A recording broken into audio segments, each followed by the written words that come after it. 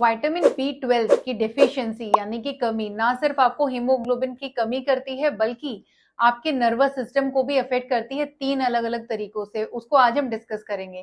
तो पहली चीज होती है न्यूरोपैथी, हमारे नर्व्स का इन्वॉल्वमेंट, हमारी नसों का इन्वॉल्वमेंट, जिसकी वजह से पैरों में जलन रहना, पैरों में झुंझुनाहट होना, हाथों में जलन होना, हथेलियों में झुंझुनाहट होना या फिर सुनपन होना जैसे सिम्टम्स आते हैं। तो क्यों आते हैं?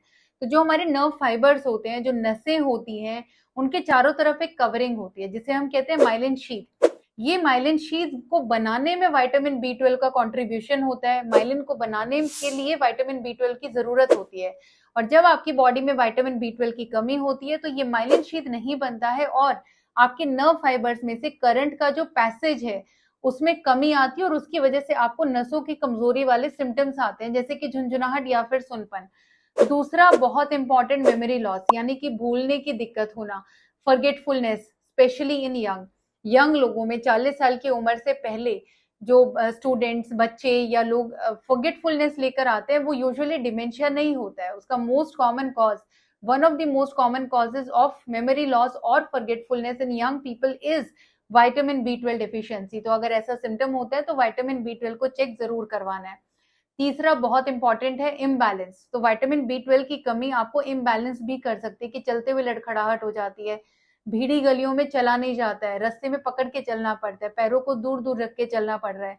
ये जो इम्बैलेंस के फीचर्स है ये भी विटामिन B12 की कमी से आ सकते हैं। तो अगर ये सिम्टम्स है तो क्या करें? सबसे पहले विटामिन B12 और थायराइड दोनों को चेक करवाएं। दूसरा, न्यूरोलॉजिस्ट से जरूर मिले सो दैट आपका एग्जामिनेशन हो पाए और प्रॉपरली आपको ट्रीटमेंट मिले। तीसरा, घर पे क्या कर सकते हैं? तो विटामिन B12 की डेफिशिएंसी से बचने के लिए जरूरी है कि डाइट में, अब नॉन वेजिटेरियन डाइट में B12 बहुत अच्छी क्वांटिटी में होता है, लेकिन अगर आप मुझसे वेजिटेरियन डाइट में पूछें तो मशरूम, स्पिनच, पालक, इन सब में विटामिन B12 फिर भी थोड़ी बहुत मात्रा में रहता है as compare to other vegan food items. Most importantly अगर अंडा खाते हैं, अगर आप एग्स लेते हैं तो होल एग लें क्योंकि जो एग का योक होता है उसमें B12 का क्वांटिटी अच्छा रहता है और उसको एब्जॉर्ब करने के मिनरल्स भी होते हैं। तो ये इंपॉर्टेंट है कि इन चीजों का ध्यान रखें। अगर ऐसे कोई भी सिम्टम्स आते हैं तो न्यूरोलॉजिस्ट से जरूर मिलें, डॉक्टर से जरूर मिलें सो दैट टाइमली ट्रीटमेंट हो जाए। This is one of the cause of memory loss, imbalance and neuropathy that is completely reversible, so be aware about it